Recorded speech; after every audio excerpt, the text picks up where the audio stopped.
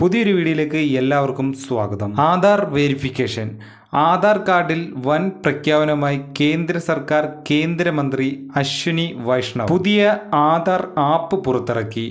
Aadhaar verification എളുപ്പമാക്കുക എന്ന ലക്ഷ്യമാണ് app പുറത്തിറക്കാൻ കാരണം. QR കോഡ് വഴിയുള്ള UPI പേയ്മെന്റുകൾ നടത്തുന്നത് പോലെ സിമ്പിൾ ആയിരിക്കും ആപ്പ് വഴിയുള്ള ആധാർ വെരിഫിക്കേഷൻ എന്ന് വ്യക്തമാക്കി. തത്സമയ ഫേസ് ഐഡിയും ആപ്പിന്റെ പ്രത്യേകതയാണ്.